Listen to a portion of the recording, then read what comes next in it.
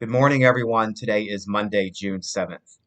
And I was thinking earlier this morning about how is it that we know, how do we decide what are the things that we should keep in our lives and what are the things that we should at least consider discarding and getting rid of. And when I was thinking about it at first, I was thinking of material things. What are the things cluttering up my house? I actually have a spare room in my house that I've never been able to use because it's full of boxes and junk that I just haven't gotten rid of yet. And so I was started to think, well, I should do that. Well, then I began to think, well, our spiritual lives are actually the same way. How do we know what are the things that we should keep in our spiritual lives and what are the things that we should look for that might be new and novel? Sometimes I think that all of the traditional things that I've done for all of my life, all the rituals that I really enjoy, I should keep hold of those, and I suppose I will. Things like waking up in the morning and at least trying to be still for a few minutes and breathe and perhaps do some centering prayer, allowing God to speak to me before I start the chatter of my day. I think those are good things. But just like as we are all emerging from the pandemic, there was a lot of talk during the pandemic of what the new normal would look like. And we kind of hoped that some of the things we used to do, we would not do anymore, that the world would change and become a better place. And again, our spiritual lives should follow this same direction.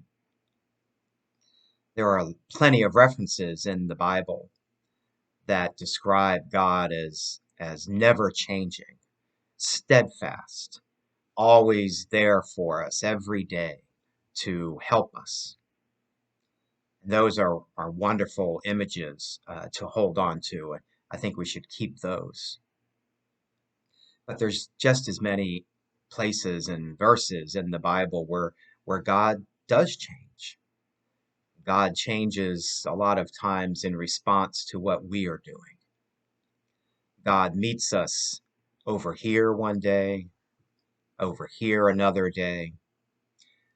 And I think the constancy in what God is doing in those cases is always trying to bring us into God's love. For it is so easy for us to stray. It's so easy for me to stray with my thoughts as well as my actions. And so as we go into this week, I would ask that we look at the ways that we try to center ourselves in God. Jesus gives us some wonderful advice, advice I try to take to heart when I remember to, and that is not to worry. Look at how God cares for the birds of the sky and the lilies of the fields. Look how they don't toil and labor and worry all day long, for God is the one who will take care of them and help them blossom and bloom and fly. And so let us try to do that. Remember that God is always there, always seeking to help us flourish in our lives. Will you pray with me, please? God, we enter into this day knowing that you are forever present in our lives.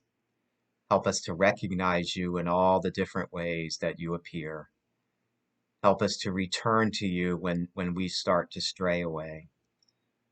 Help us to let go of things that weigh us down so that you may continue to lift us up. Amen.